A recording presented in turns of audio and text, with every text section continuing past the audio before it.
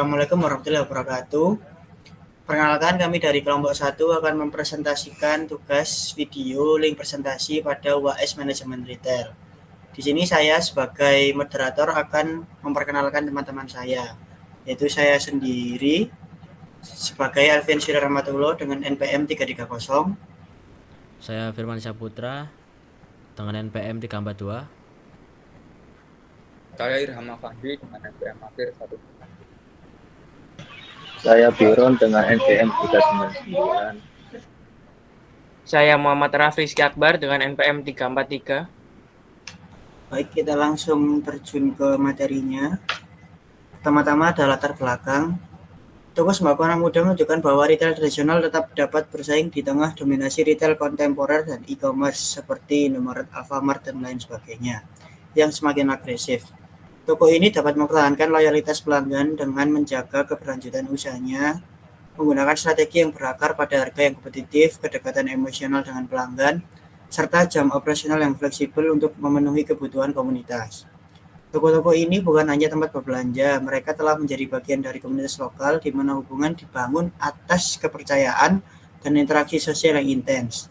Selain itu, keberhasilannya yang menunjukkan bahwa model bisnis komunitas dapat berfungsi dengan baik untuk memenuhi kebutuhan konsumen masa kini jika dikomunikasikan dengan pendekatan relasional dan adaptasi teknologi sederhana, seperti penggunaan media sosial atau aplikasi komunikasi digital. Metode ini tidak hanya mempertahankan nilai-nilai retail tradisional, namun juga menunjukkan bahwa ia dapat beradaptasi dengan baik di era tanpa kehilangan identitas lokal dan hubungan sosialnya yang penting. Lalu ada rumusan masalah.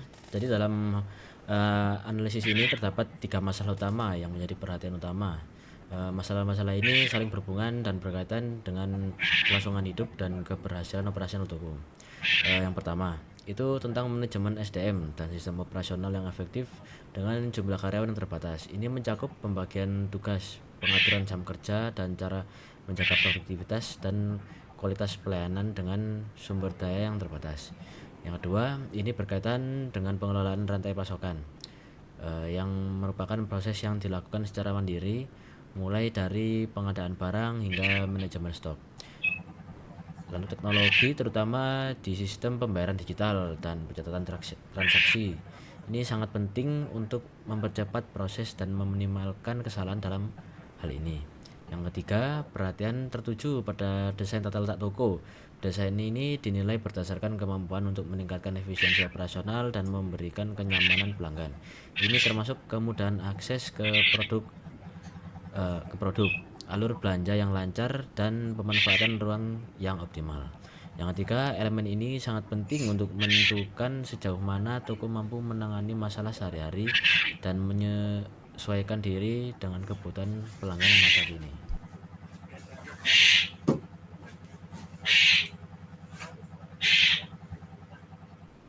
Untuk selanjutnya, tujuan proyek. Tujuan dari observasi ini adalah untuk memperoleh pemahaman yang mendalam mengenai strategi operasional dan pengelolaan sumber daya manusia yang diterapkan di toko, termasuk bagaimana peran masing-masing karyawan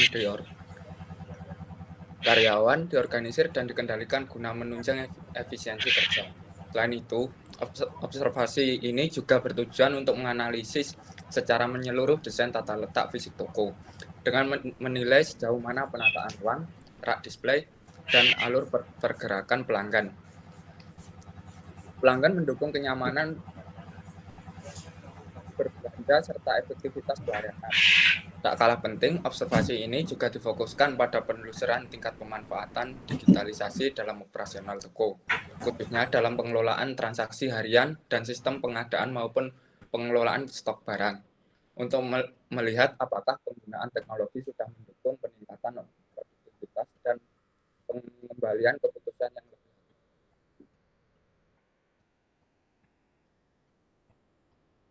Next. Suaranya agak patah-patah. Selanjutnya ada metodologi pengumpulan data. Proyek ini menggunakan pendekatan observasi langsung di lokasi toko. Observasi dilakukan pada 2 kondisi waktu yang berbeda, yaitu subuh jam 18.00 sampai jam 22.00, dan jam sepi jam 12.00 sampai 15.00 untuk melihat dinamika operasional. Selain observasi, dokumentasi dalam bentuk foto dan sketsa toko juga digunakan mendukung analisis visual dan kontekstual. Selanjutnya, aspek operasional dan SDM. Toko ini dijalankan oleh 3 orang anggota keluarga tanpa sistem shift atau struktur organisasi formal. Jam operasional 24 jam non-stop menunjukkan fleksibilitas tinggi, namun juga beresiko kelelahan. Sistem kerja multitasking membuat satu orang harus mampu melayani pelanggan, mengatur stok, hingga membeli barang ke grosir. Meskipun sistem ini efisien dan lincah, tantangan regenerasi dan beban kerja perlu diwaspadai. Next.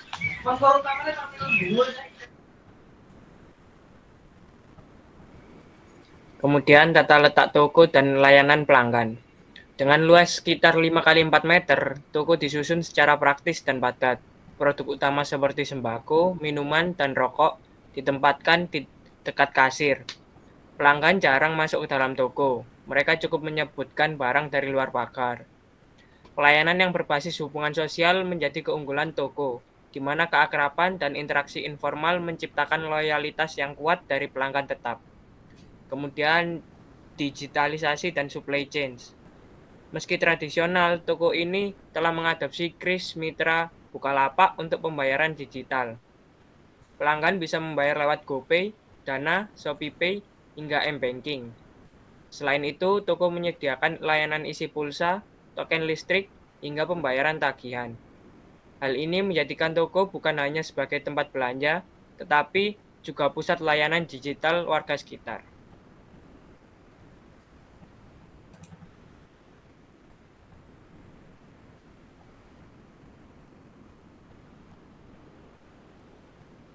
Mas Alfian.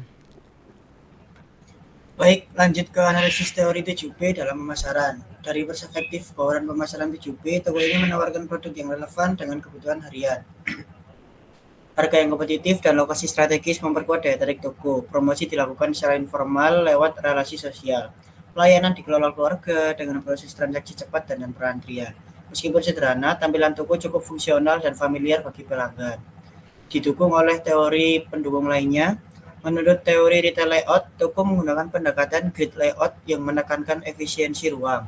Sementara itu, dalam customer journey mapping, toko berhasil menarik pelanggan dari tahap awareness hingga pembelian ulang dengan hubungan personal.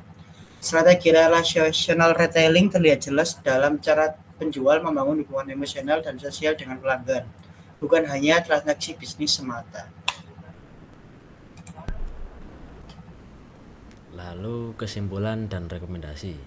Jadi toko sembako anak muda membuktikan bahwa retail tradisional masih bisa bertahan dan tumbuh melalui pendekatan sederhana yang relevan. Untuk mendorong pertumbuhan yang lebih berkelanjutan, toko ini disarankan mulai menerapkan pencatatan stok digital guna meningkatkan akurasi dan efisiensi operasional. Program loyalitas sederhana seperti diskon atau sistem poin dapat memperkuat hubungan dengan pelanggan. Sementara pemanfaatan WhatsApp bisnis untuk promosi dan komunikasi memungkinkan jangkauan yang lebih luas dengan biaya rendah. Transformasi ringan ini akan membantu toko tetap berkompetitif di era digital tanpa kehilangan sentuhan tradisionalnya.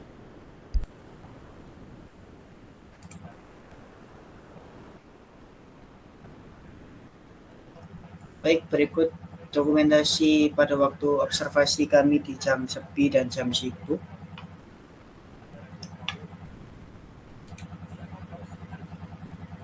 Sekiranya cukup. Apabila ada perkataan, kami mohon maaf. Terima kasih. Wassalamualaikum warahmatullahi wabarakatuh.